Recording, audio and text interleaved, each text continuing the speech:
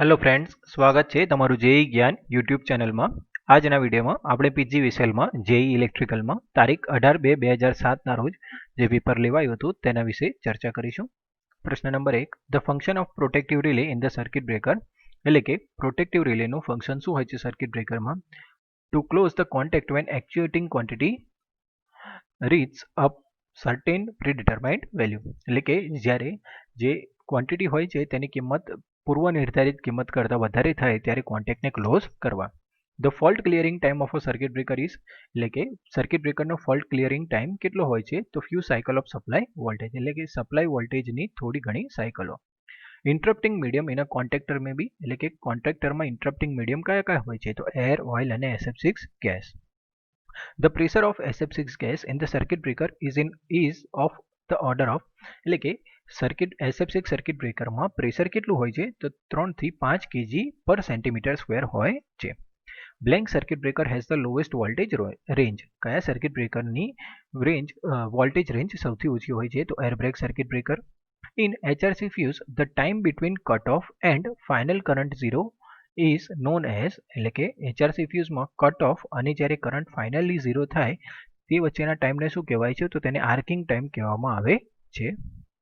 એના પછીનો question, the contact resistance of a circuit breaker ease of the order of, એટલે કે જે સર્કિટ બ્રેકરના કોન્ટેક્ટ રેઝિસ્ટન્સ હોય છે તેની કિંમત કેટલી હોય છે? તો 20 માઇક્રોઓહ્મ ±10 હોય છે। Fuse wire protection system is usually not used beyond, એટલે કે ફ્યુઝ વાયરની જે પ્રોટેક્શન સિસ્ટમ હોય છે તે સામાન્ય રીતે કેટલા કરંટની ઉપર વાપરી શકાતી નથી? તો 100 ampere. The Merz price protection is suitable for, એટલે કે મર્જ પ્રાઇસ પ્રોટેક્શન કયા ડિવાઇસ માટે સારું હોય છે? તો alternator. Blank is air break switching device, ખાલી જગ્યા એ એર બ્રેક સ્વિચિંગ ડિવાઇસ છે। તો આઇસોલેટર, લિમિટ સ્વિચ અને earthing switch. The dielectric strength of transformer oil is around, એટલે કે ટ્રાન્સફોર્મરના ઓઇલની જે ડાઇલેક્ટ્રિક સ્ટ્રેન્થ હોય છે તે કેટલી હોય છે? તો 33 kV પર mm, એટલે કે 33 kV પર mm। The maximum efficiency of a distribution transformer is at, એટલે કે ડિસ્ટ્રીબ્યુશન ટ્રાન્સફોર્મરની મેક્સિમમ એફિશિયન્સી ક્યારે હોય છે? તો 50% ઓફ ફૂલ લોડ, એટલે કે ફૂલ લોડના 50%। એના પછીનો ક્વેશ્ચન, અ ટ્રાન્સફોર્મર ટ્રાન્સફોર્મ, એટલે કે ટ્રાન્સફોર્મર શું ટ્રાન્સફોર્મ કરે છે? તો વોલ્ટેજ, કરંટ અને power. In the transformer blank winding has got more cross sectional area, એટલે કે ટ્રાન્સફોર્મરમાં કયા વાઇન્ડિંગમાં ક્રોસ સેક્શનલ એરિયા વધારે હોય છે? તો ધ્યાન રાખીશું લો વોલ્ટેજ વાઇન્ડિંગમાં। કેમ લો વોલ્ટેજ વાઇન્ડિંગમાં? તો લો વોલ્ટેજ વાઇન્ડિંગમાં કરંટની વેલ્યુ કેવી હોય છે? વધારે હોય છે। હવે જો કરંટની વેલ્યુ વધારે હોય તો આપણે રેઝિસ્ટન્સ કેવો રાખવો પડે છે? ઓછો રાખવો પડે, અને રેઝિસ્ટન્સ ઓછો રાખવા માટે આપણે ક્રોસ સેક્શનલ એરિયા કેવો રાખવો પડે છે? વધારે રાખવો પડે છે। સિમ્પલ જે આપણું સૂત્ર છે R proportional to rho into L by A, તેના પરથી આ નિષ્કર્ષ નીકળે છે કે જો આપણો એરિયા વધારે હશે તો એરિયા વધારે હોવાના કારણે રેઝિસ્ટન્સ ઓછો થશે, રેઝિસ્ટન્સ ઓછો થશે એટલે કરંટ વધારે થાય, અને કરંટ વધારે થાય તો વોલ્ટેજ કેવો થાય? ઓછો થાય। Greater the secondary leakage flux, એટલે કે જો સેકન્ડરીમાં ફ્લક્સ લીકેજ વધારે હોય તો laser will be the secondary induce EMF, એટલે કે સેકન્ડરીમાં ઇન્ડ્યુસ થતા EMFની કિંમત કેવી હોય? ઓછી હોય।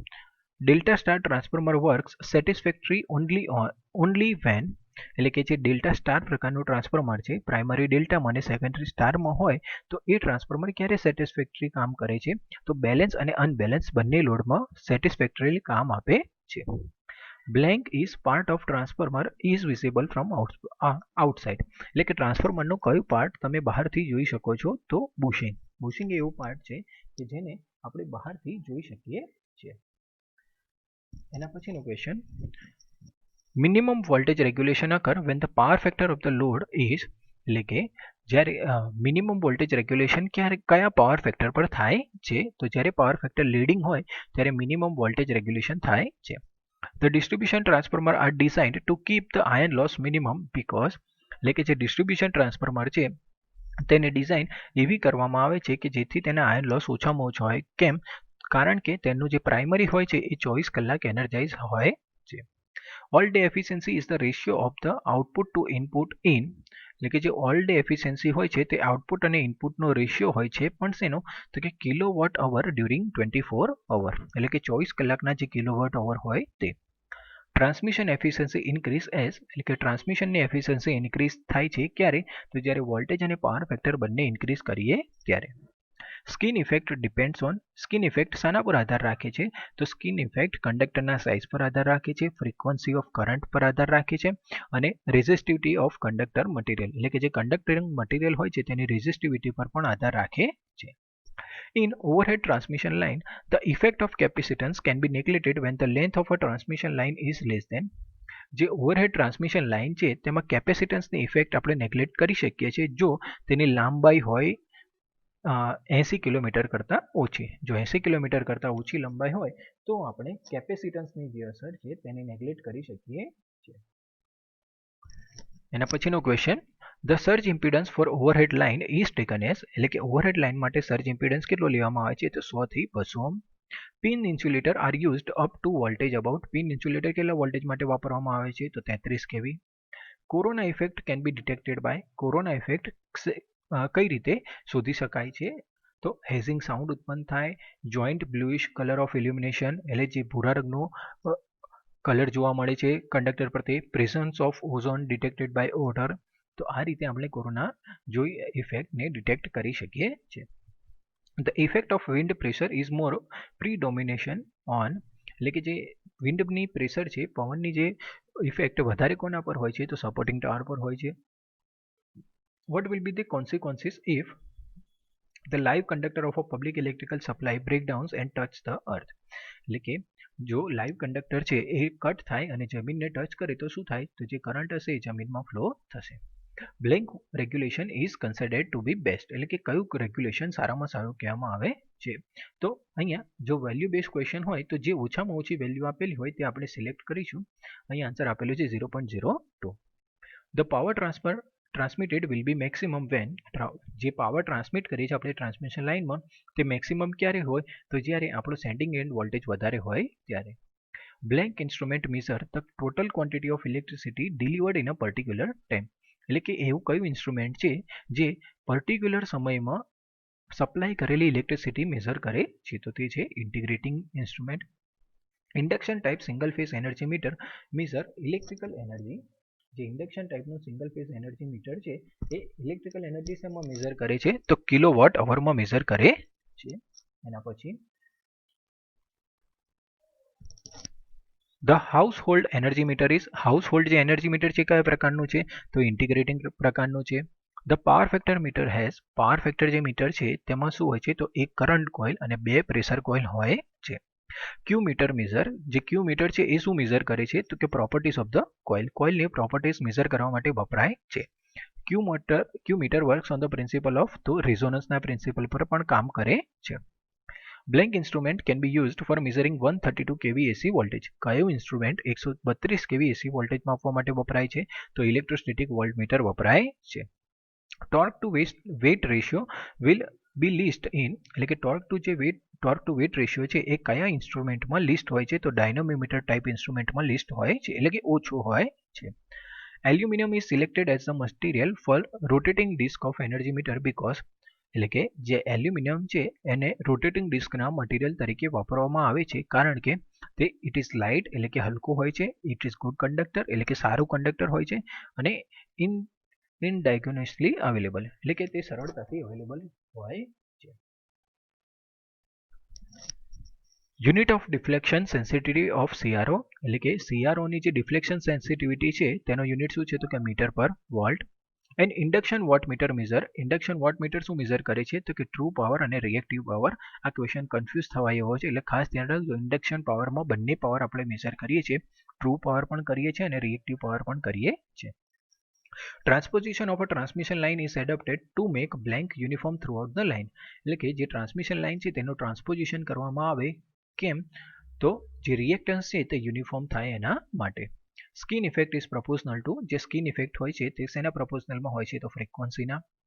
Ring main system is not used for જે રિંગ મેન સિસ્ટમ છે એ શેના માટે વાપરી શકાતી નથી તો રૂરલ અને અર્બન એરિયા માટે વાપરી શકાતી નથી. The resistance of a human body in Om is about એટલે કે જે હ્યુમન બોડી છે મનુષ્યનું શરીર છે એનો રેઝિસ્ટન્સ કેટલો હોય છે તો 1000 ઓમ હોય છે. HRC fuse provide best protection against HRC fuse સેના સામે સારું પ્રોટેક્શન પૂરું પાડે છે તો short circuit. Zero sequence component always flow through. જે ઝીરો સિક્વન્સ કમ્પોનન્ટ છે તે ક્યાંથી ફ્લો થાય છે તો તે હંમેશા ન્યુટ્રલ વાયરમાંથી ફ્લો થાય છે. On the occurrence of unsymmetrical fault, which sequence component is always more than negative sequence component? જ્યારે અનસિમેટ્રિકલ ફોલ્ટ થાય છે ત્યારે કયો sequence component negative sequence component કરતા વધારે હોય છે તો પોઝિટિવ સિક્વન્સ કમ્પોનન્ટ હંમેશા વધારે હોય છે. The positive sequence component of voltage at the point of fault is 0 when it is એટલે કે પોઝિટિવ સિક્વન્સ કમ્પોનન્ટ 0 હોય ત્યારે કયો ફોલ્ટ હોય તો 3 phase fault હોય છે. In case of a ground fault occurring in a transmission line, the arc may be deemed as a flexible conductor with varying resistance. This statement is true.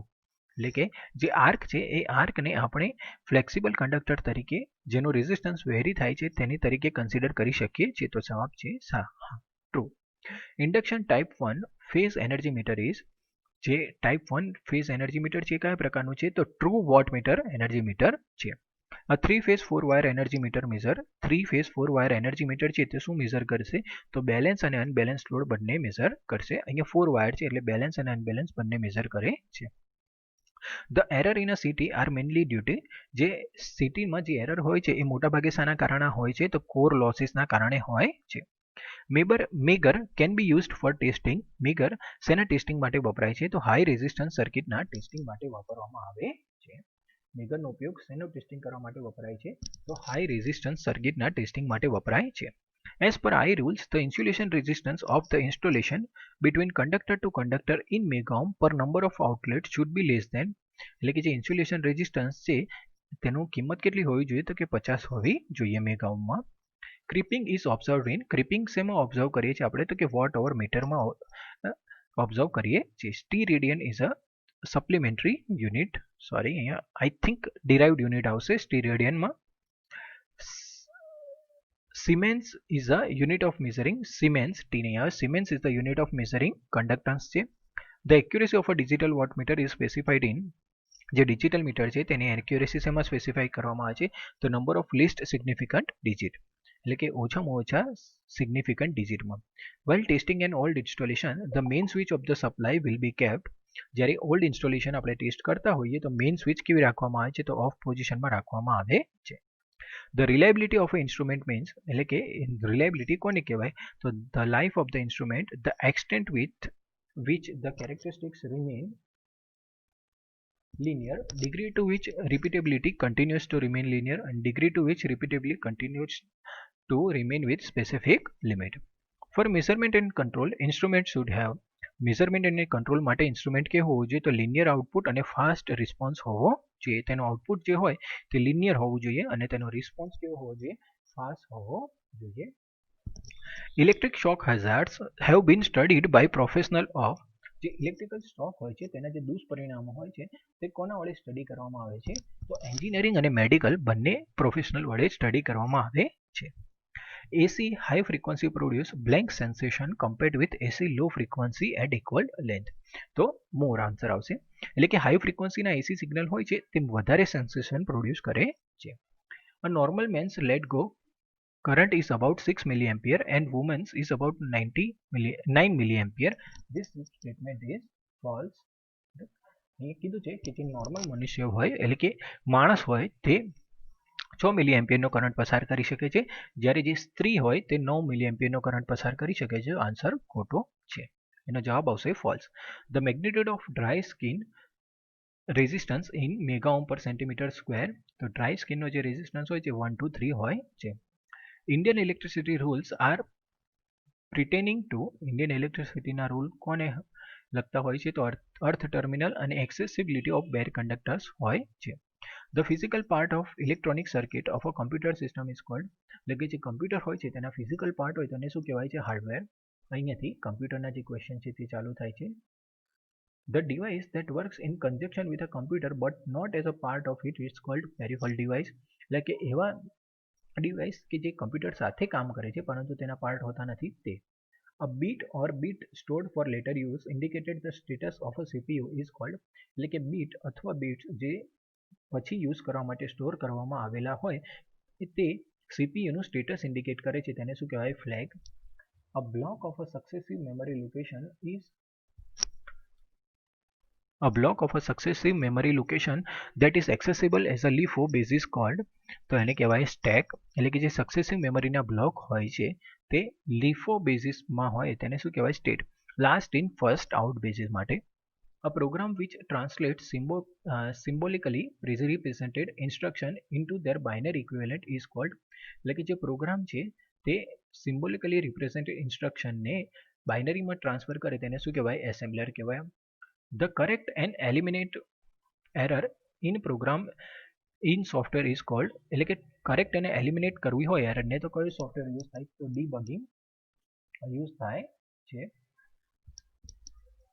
અને પછી benchmark problem is use to evaluate the performance of. જે benchmark problem છે તે શેને solve કરવા માટે વપરાય છે? તો તે hardware.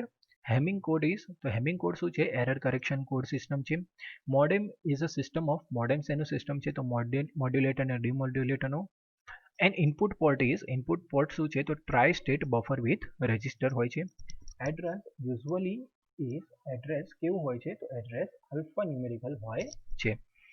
The redundancy check character is. redundancy check character શું હોય છે? તો CRC હોય છે. A USTART chip provides the operation of. USTART chip કયા પ્રકારનું ઓપરેશન પ્રોવાઈડ કરે છે? તો હાફ ડુપ્લેક્સ પણ, ફૂલ ડુપ્લેક્સ અને ડુપ્લેક્સ બધા જ ઓપરેશન પ્રોવાઈડ કરે છે. After completing the execution microprocessor return to. એટલે કે એક્ઝિક્યુશન પૂરું થયા પછી માઇક્રોપ્રોસેસર કયા સ્ટેટમાં જાય છે? તો હોલ્ટ સ્ટેટમાં જાય છે.